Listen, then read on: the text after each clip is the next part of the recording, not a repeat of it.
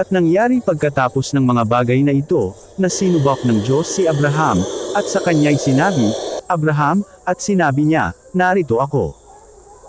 At kanyang sinabi, kunin mo ngayon ang iyong anak, ang iyong bagtong na anak na si Isaac, na iyong minamahal at pamaroon ka sa lupain ng Moriah, at ihain mo siya roong handog na susunugon sa ibabaw ng isa sa mga bundok na aking sasabihin sa iyo. At si Abraham ay bumainggong maaga, at inihanda ang kanyang asno, at ipinagsama ang dalawa sa kanyang mga alila, at si Isaac na kanyang anak, at nagsibak ng kahoy para sa haing susunugan, at bumangon at naparoon sa dakong sinabi sa kanya ng Diyos. Nang ikatlong araw ay itinangi ni Abraham ang kanyang mga mata at natanong niya ang dakong yaon sa malayo. At sinabi ni Abraham sa kanyang mga alila, maghintay kayo rito sangko ng asno, at ako at ang bata ay paroroon doon, at kami ay sasamba, at pagbabalikan namin kayo.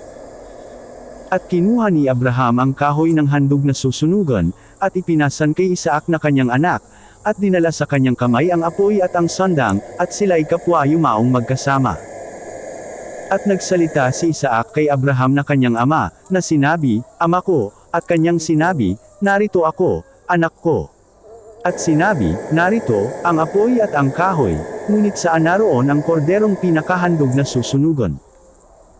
At sinabi ni Abraham, Diyos ang maghahanda ng korderong pinakahandog na susunugan, anak ko, ano pat sila'y kapwa yumaong magkasama. At sila'y dumating sa dakong sa kanya'y sinabi ng Diyos, at nagtayo si Abraham doon ng isang dambana, at inayos ang kahoy, at tinalihan si Isaac na kanyang anak at inilagay sa ibabaw ng dambana, sa ibabaw ng kahoy.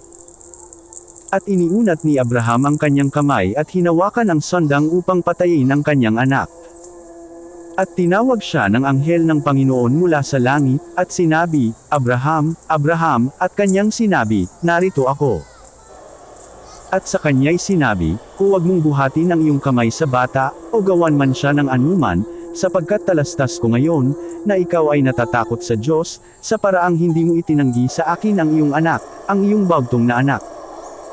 At itinangi ni Abraham ang kanyang mga mata, at nagmalas, at narito, ang isang tupang lalaki, sa dakong likuran niya nahuli sa dawag sa kanyang mga sungay, at pamaroon si Abraham, at kinuha ang tupa, at siyang inihandog na susunugan na inihalili sa kanyang anak.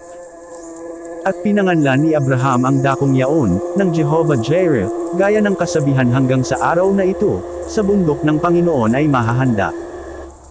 At tinawag ng anghel ng Panginoon si Abraham na ikalawa mula sa langit. At sinabi, sa aking sarili ay sumumpa ako, anang Panginoon, sapagkat ginawa mo ito, at hindi mo itinanggi sa akin ang iyong anak, ang iyong bagtong na anak. Na sa pagpapala ay pagpapalain kita, at sa pagpaparami ay pararamihin ko ang iyong binhi, na gaya ng mga bituin sa langit, at gaya ng mga buhangin sa baybayin ng dagat, at kakamte ng iyong binhi ang pintuang bayan ng kanyang mga kaaway. At pagpapalain sa iyong binhi ang lahat ng bansa sa lupa, sapagkat sinunod mo ang aking tinig.